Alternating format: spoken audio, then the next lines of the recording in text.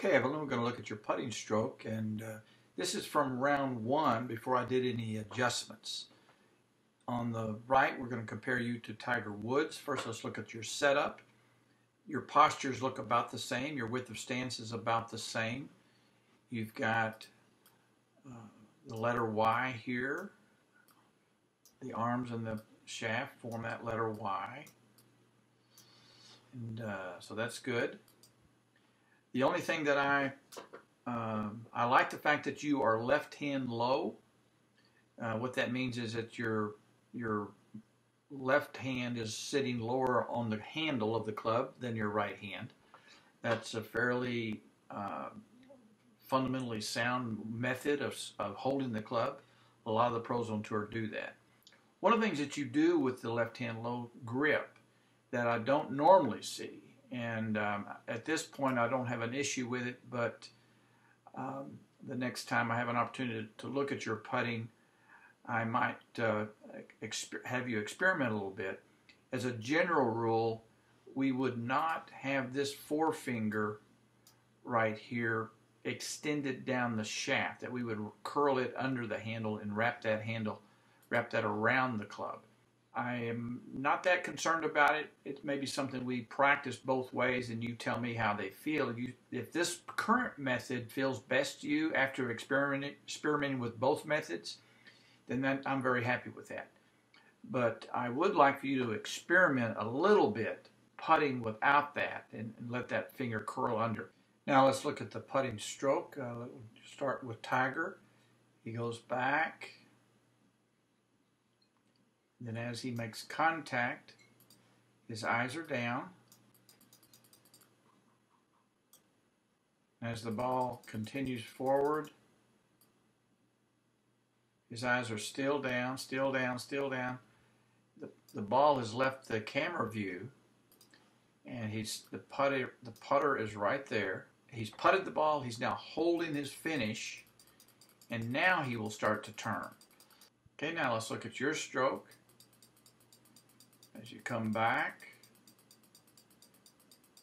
and then forward, you don't have a wristy stroke at all, but you do let your eyes follow the ball after it rolls away. You're not doing the hold part. Now this was round one, and we'll look at round two next. Now on the right is from the second round that we did, where I started doing some adjusting in everyone's putting technique. You made a very good improvement here. As you hit the ball, you're looking straight down at that point. But on the left, you had a tendency to want to turn and watch the ball. It's normal, but I stress the importance of feeling the shot before you try to see the shot. Feel the putt before you see the putt, because it's the memory of the feel that's important. The memory of the ball rolling away, the visual memory of seeing the ball roll toward the hole, is not going to be helping you make better putts in the future. But remembering the feel of this putt will help you make better putts in the future. So the best chance and the best opportunity and best time to remember the feel is immediately after you have the experience. And that's what this putt, hold, look, drill does and technique does. And so right now you're still down. When your putter comes to a complete finish, your eyes are still straight down.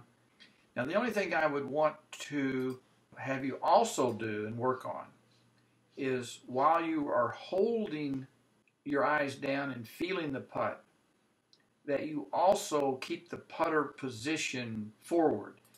You had a tendency to want to recoil that putter back away from the start. So you're still looking down, but you're starting to recoil the putter back. And so I want you to putt, hold, look, but during the hold the finish. And you don't have to hold your eyes down this long. You could have actually reduced that a little bit. Putt, hold for a moment or two, and then turn and look. But while you're turning and looking, you keep your finish, your posture, and your putter position still forward. So you putt to a finishing position, hold the finishing position, and then turn and look. Very good though. You almost made that 75-foot putt, so that was really great. Okay, now we're going to look at the chipping technique, and this was in round one when I was simply videotaping everyone's current technique, and I didn't do any adjustments to it. And we're going to compare it to Luke Donald first. Let's look at the setup. You can see how Luke has his feet a little bit closer together than you do.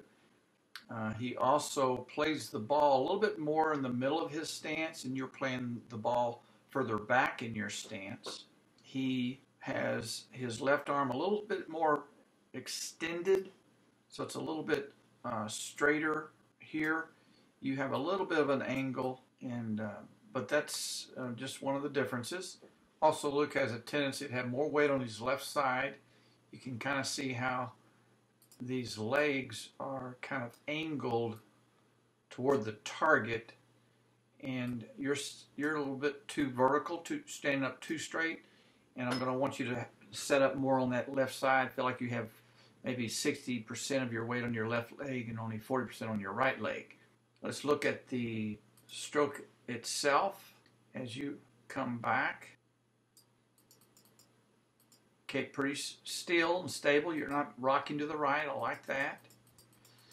But as you come through, you basically chop down on the ball. And so your follow through doesn't get very far here. Your club is basically only went to this just a little bit there. So you had a tendency to kind of swing at the ball, but not through the ball. And so if we look at Luke, he swings through the ball. So his swing is through, and he's turning his hips, his shoulders. So when he finishes his swing, he's facing the ball with his chest, his sternum. His shoulders are on an angle like that, and you're still vertical here and facing the camera. So you're not really turning, you're basically using just your hands to kind of chop the ball. And you'll see how the back of this left wrist, and you get these angles right there. And that was in round one, but you made a big improvement in round two. I don't want you to have bent elbows. Just like your arms are somewhat extended. Okay? And I want you to swing and stop your swing right here.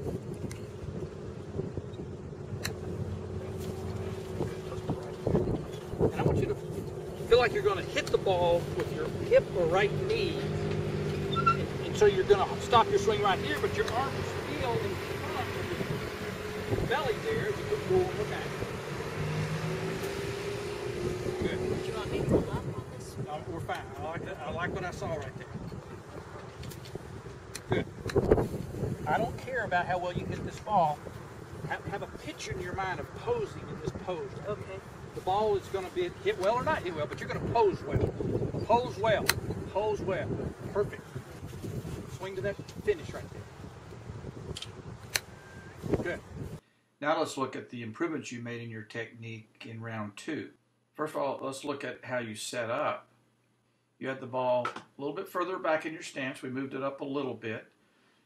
But you have a much better extension in this left arm than you did on the other side. This arm is kind of going here and then here. You have a little bit too soft of an elbow in your setup on the left, and it just a little bit more extension on the right. So that's very good. When you went back and came through, kind of just chopped down at it, and then when you hit the ball, you can see how those arms got bent even more. Elbows kind of separating. You just made a super improvement here. Come back, left arm is nice and straight. Good contact. Look at the difference. That is excellent. Look at that left arm through impact. That is like the pros right there. That is excellent. Then as you came through, your turning your right hip, right knee, right shoulder. You're swinging toward the target with not just your hands, but your whole body's turning. And on the left, you basically are done. You basically stopped everything as soon as you hit the ground. Here you're swinging through the ball on the right, and you're swinging kind of at the ball on the left. That's an outstanding adjustment, a very quick improvement there. So as you go forward and you practice and you play, every time you get over a ball, whether it's a practice ball or on the golf course, you've got to have this swing to the pitcher. Put that pitcher in your mind and swing to the pitcher. You're still going to miss shots. We all are. Everybody's going to miss shots, but that doesn't mean you can't swing to your pose. If you swing to your pose every time, the chances of hitting the ball well go way up. That's just really good